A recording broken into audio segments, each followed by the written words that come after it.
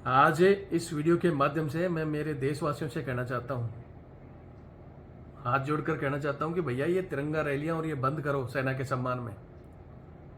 क्यों आप बड़ी बड़ी रैलियां निकाल रहे हो जवानों के सम्मान में, सेना के सम्मान में, और ये चीज़ देश में बैठे कुछ लोगों को हजम नहीं हो रही है, और खासकर खाकी वालों को, पुलिस वालों को पता नहीं फौजी से क्या चिढ़ हो रखी है। सबसे पहले आज मैं आपको एक वीडियो दिखाता हूं उत्तर प्रदेश देवरिया का, जहां सीओ सिटी संजय रेड्डी ने सेना के एक जवान को थप्पड़ मारा। सबसे पहले वीडियो देखें।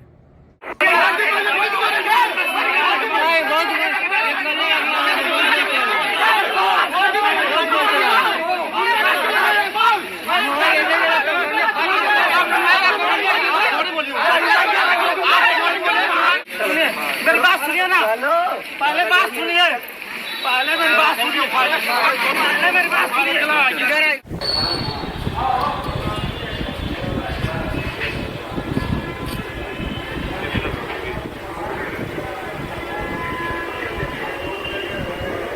क्या हुआ? ऐसा हुआ कि जब मैं पार्किंग में था, पार्किंग में जैसे किसी को मैं लेने आया, वहाँ पर पार्किंग में मैं खड़ा करने जा ही रहा था, जब तक ये छोटे छोटे 3 वीडियो आपने देख लिए होंगे।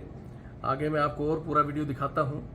जैसा मैंने शुरू में कहा था कि खासकर खाकी वालों को फौजियों से चिढ़ हो रखी है। पहले भी देश के अलग अलग हिस्सों में जवान जैशियों, यहाँ तक कि पटियाला में एक कर्नल साहब तक को मारा इन पुलिस वालों ने। और अब ऑपरेशन सिंदूर के बाद जब पूरे देश में तिरंगा यात्राएं और सेना के लिए क्या सम्मान में क्या क्या हो रहा है, तो फिर भी इनको वो चुभन और वो जलन हो रही है क्या? यहाँ बहुत से लोग कहेंगे जी ऐसा नहीं है, तो मैं भी मानता हूँ पुलिस में बहुत अच्छे लोग भी हैं जो रिस्पेक्ट करते हैं, लेकिन कुछ एक लोग बोलते ने एक मछली पूरे तालाब को गंदा करती है। अगर ये नियम लेकर पुलिस चलेगी तो अपने डिपार्टमेंट में बैठे ऐसे गद्दारों को पनिशमेंट देना चाहिए। लेकिन आगे मैं आपको पुलिस का स्टेटमेंट दिखाऊंगा जिसमें उनके अधिकारी कह रहे हैं कि नियम अनुसार कार्रवाई की है। तो नियम अनुसार क्या पुलिस को इस तरह सड़क पर किसी को थप्पड़ मारने का अधिकार है? आप पुलिस का ये रवैया सेना के जवानों के प्रति, आम आदमी के प्रति, आपने कई बार देखा होगा प्रशासनिक अधिकारियों को ऐसे थप्पड़ मारते हुए, डंडे मारते हुए। क्या इसके ऊपर इनको पनिशमेंट नहीं हो सकती? हमारी न्यायालय, हमारा कोर्ट इनको पनिशमेंट दे सकता है, लेकिन क्यों नहीं देता? आम आदमी को तो न्याय मिलता ही नहीं है, और एक फौजी को न्याय मिल सकता है, लेकिन फौज के हमारे उच्च अधिकारी क्या कर रहे हैं? फिर मैं कुछ ऐसी भाषा बोल दूंगा तो इनको मिर्चियां लगेंगी, बस बयान दे देंगे, अगली बार हम छोड़ेंगे नहीं, नियम ये है फलाना ढिकड़ा। ये नियम पहले तो मैं ये कहता था कि भाई जवान पिटेगा तो फिर धीरे धीरे जैशों का नंबर आएगा, फिर अफसर का आएगा, और मुझे लगता था कि अफसर के बाद तो कम से कम ये जगेंगे। लेकिन जब पटियाला का केस देखा, कर्नल साहब और उनकी फैमिली को इन्होंने अकेला छोड़ दिया। राजनीतिक हस्तक्षेप में इतने दब चुके हैं हमारे अधिकारी कि इन घटनाओं पर ठोस एक्शन नहीं लेते। मैं मानता हूं पाकिस्तान को सबक सिखाने में ऑपरेशन सिंदूर में आपने झंडे गाड़े हैं, लेकिन इन चीजों पर झंडे क्यों नहीं गाड़ते? जरूरत है इस तरह जो भ्रष्ट प्रशासनिक अधिकारी हैं, चाहे वो किसी भी डिपार्टमेंट का हो, उसको अगर कोई ठीक कर सकता है तो वो है सेना, और सेना को करना चाहिए ताकि आम आदमी को राहत मिले। यहां मैं मेरे जवान भाइयों से कहना चाहता हूं, जैसा कि मैंने पहले ही बता दिया कि ऐसे पुलिस वालों को, गुंडों को, बदमाशों को अगर कोई सबक सिखा सकता है तो वो हमारी सेना है और उनके अधिकारी।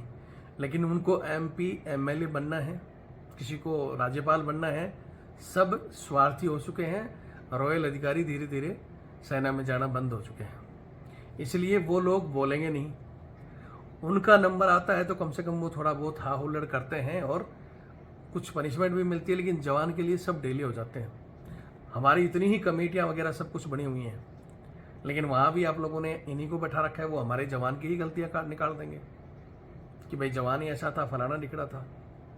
तो आगे वीडियो में हम बताएंगे जवान की क्या गलती थी, क्या इतनी सी गलती के लिए कोई किसी को थप्पड़ मार सकता है, और मार सकता है तो फिर अगला नंबर आपका भी आ सकता है।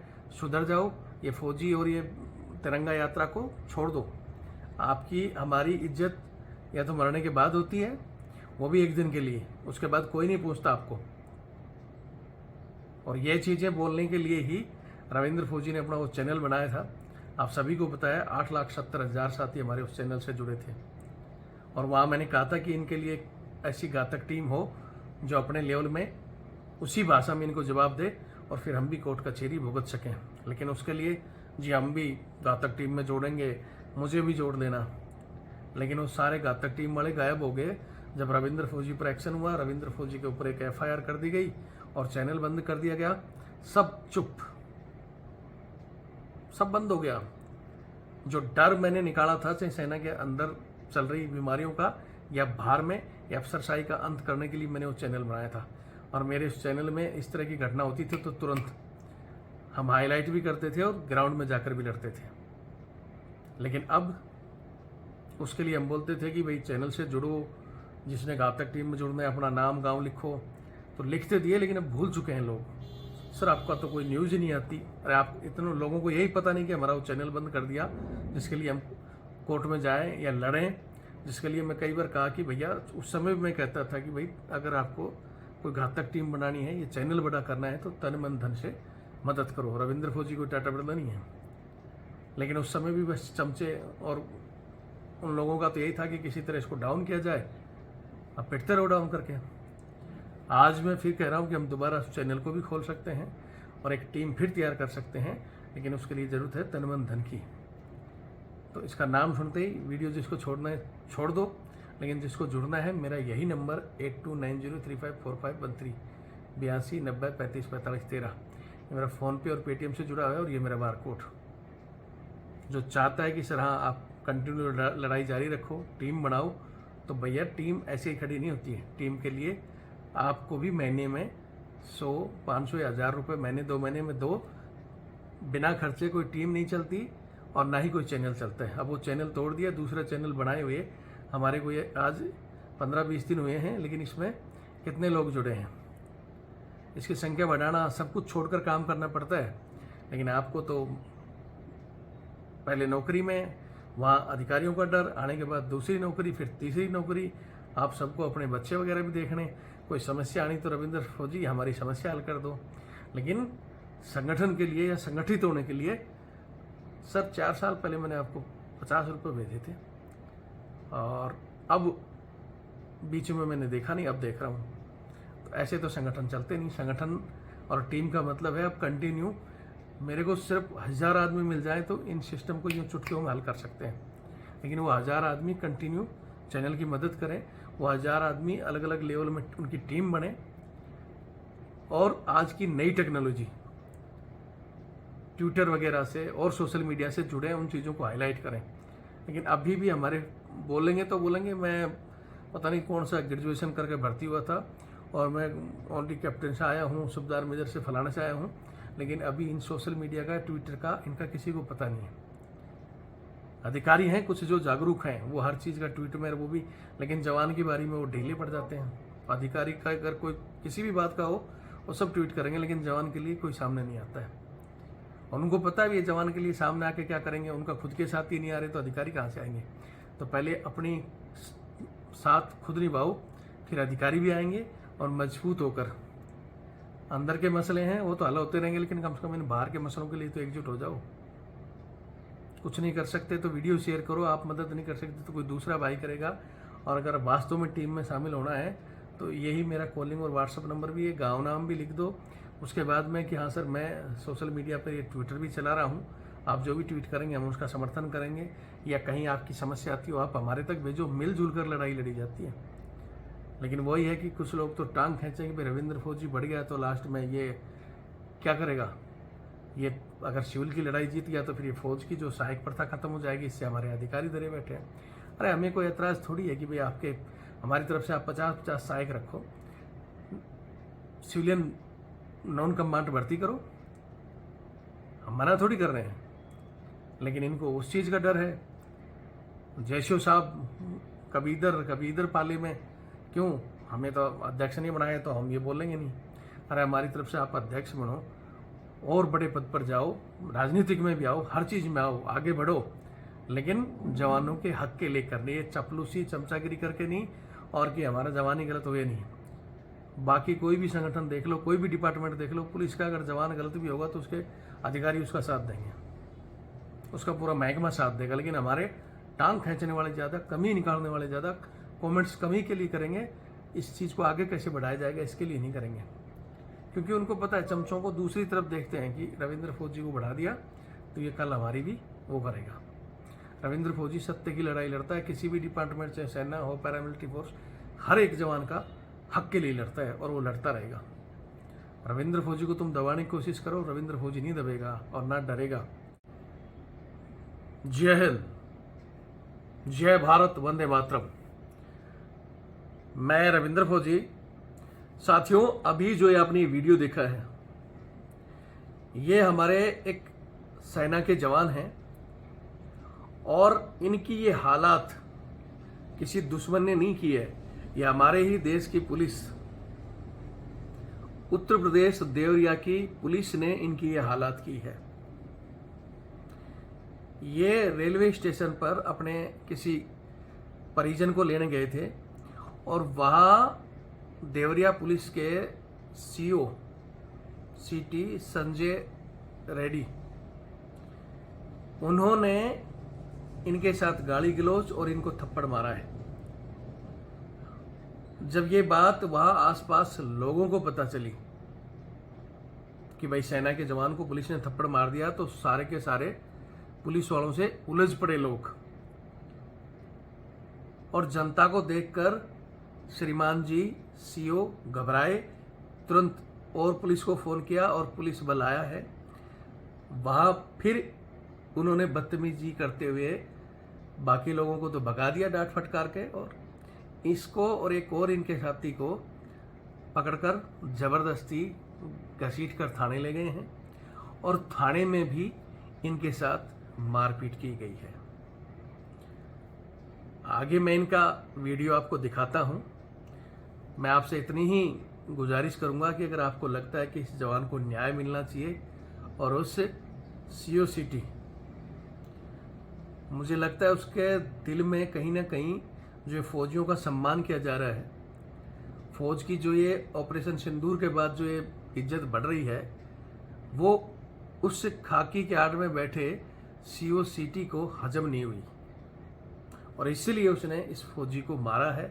उसके बाद ले जाकर थाने में बंद किया है और वो क्या दिखाना चाहते हैं, तो मैं आगे आपको वीडियो दिखाऊंगा। आपसे इतना ही अनुरोध करूंगा कि इसको वीडियो को शेयर जरूर करें।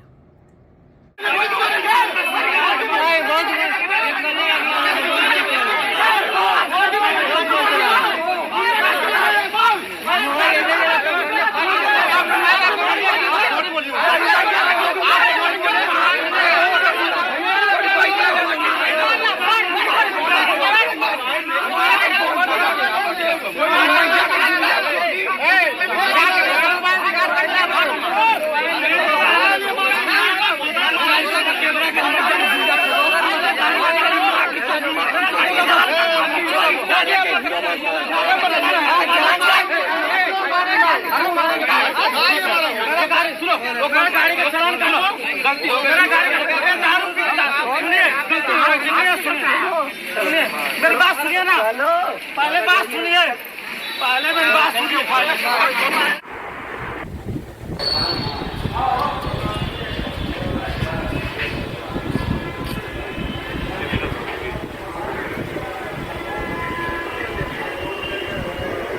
क्या हुआ? ऐसा हुआ कि जब मैं पार्किंग में था, पार्किंग में जैसे किसी को मैं लेने आया, वहाँ पर पार्किंग में मैं खड़ा करने जा ही रहा था, तब तक सामने आए, मेरे को तुरंत बिना पूछे हुए थप्पड़ मारने लगे। फिर क्या हुआ? मैंने पूछा कि अभी ऐसा, चलिए ठीक है, बाद में आपका कहाँ का टिकट था? टिकटवा कहाँ का था? टिकट में जाने वाला नहीं था, मैं तो ऐसे ही आया था। किस बटालियन में है?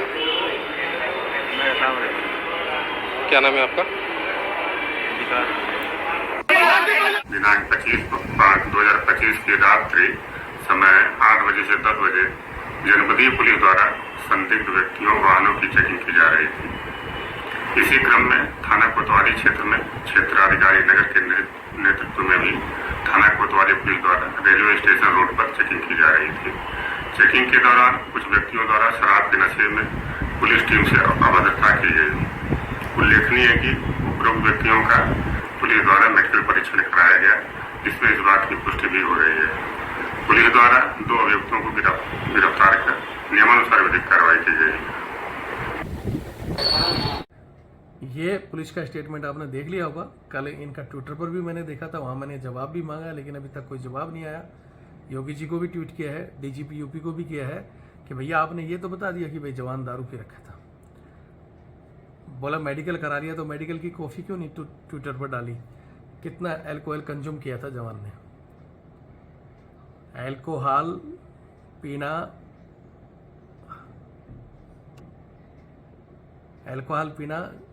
और कितना कंज्यूम करना, कितना अपराध है और उसकी पनिशमेंट क्या रोड पर थप्पड़ मारना है? इन चीज़ों पर विचार करें। और थप्पड़ मारने के बाद जवान के ऊपर आपने कार्रवाई की, तो आपके अधिकारी पर क्या की? मैंने इसका भी जवाब मांगा था, जो अभी तक इन्होंने दिया नहीं। क्या पुलिस को अधिकार है इस तरह का पनिशमेंट देने का? कौन सा बीएनएस के नए नियम में या पुराने नियम में है तो हमें ज़रूर बताएं, नहीं तो उस अधिकारी पर कार्रवाई करें। आगे जो भी चीज़ें होंगी मैं आपको अपडेट करता रहूँगा। कोशिश करें वीडियो शेयर करें, और जहाँ भी आप लिख सकते हो इस चीज़ की घटना के बारे में लिखें। जय हिंद, जय भारत, वंदे मातरम।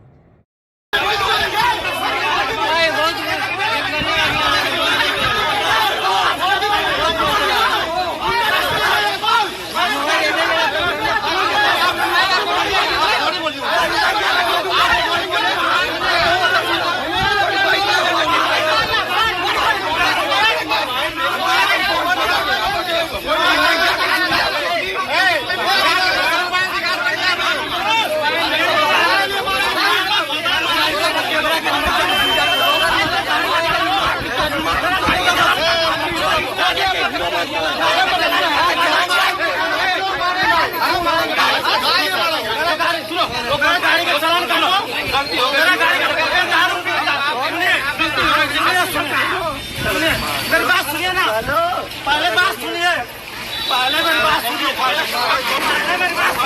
सुनिए।